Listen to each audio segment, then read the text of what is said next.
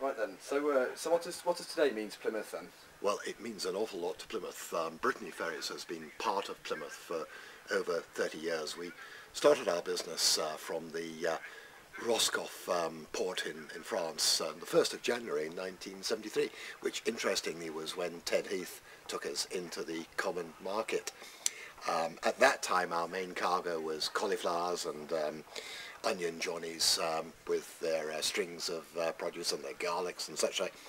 And over the period we've developed our business to what you see today, Europe's most modern ferry, one of the greenest, most ecologically friendly, one of the biggest, one of the fastest, and certainly something that we're hugely proud of, and that has to be a real asset for the city of Plymouth. Yeah.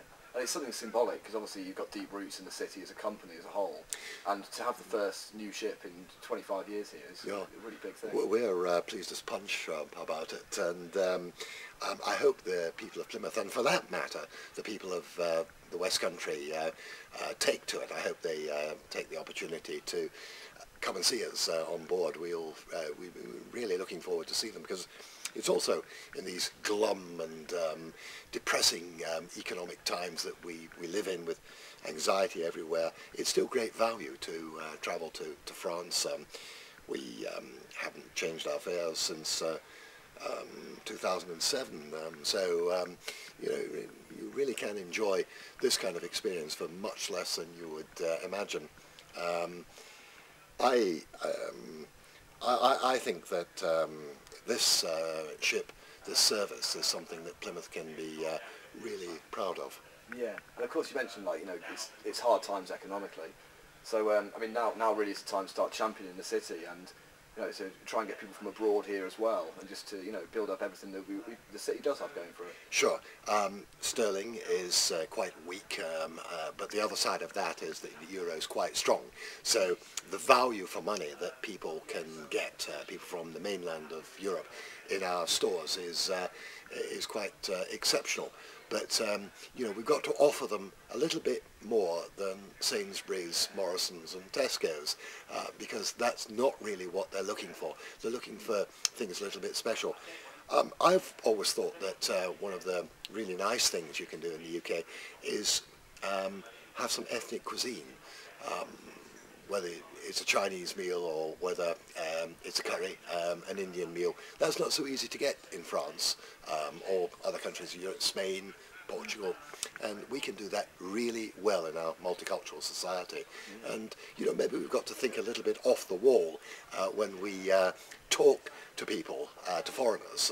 Foreigners, that sounds awful, but when we talk to mainland Europeans about coming to visit us. Yeah, yeah, and it's a matter of everyone working together to sort of promote, you know, what we've got in the city entertainment-wise, you know, with football, theatre. Absolutely, we've got Plymouth Argyle, ups and downs there. We've got the theatre, which is world class, and we've got our coast in South Devon and Cornwall. We've got Dartmoor on the other side. There's a lot to talk about, but we've got to talk. We can't assume that people know about all of these attractions. We've got to tell them. We've got to go out there and make them aware. Of course, the other plus side to the launch of this ship is around 30 jobs we think it's going to create over the next, say, year or so. Yeah, I hope it'll be more than that. It is quite an investment, and as the business grows, the good folks in the call centre who are talking to our customers, we need more of them. The guys and girls who are looking after our internet sites, we need more of that. People who are looking after our freight business, we need more of that. And of course, if we're to make it really successful, we ourselves have got to go out and tell people about it, so we need more folks in our marketing department and so on and so forth. So we're pretty encouraged by all of that, pretty optimistic about it. We're certainly not cutting jobs. Yeah, exactly. So all in all then, a really successful, proud day then, I suppose. Well, there's quite a few of us got our fingers crossed. I've got mine firmly crossed, my toes as well.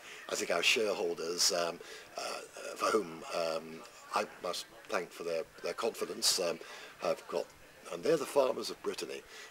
They've got their fingers crossed as well. But it's a commitment. It's a long-term commitment, and we're proud of it.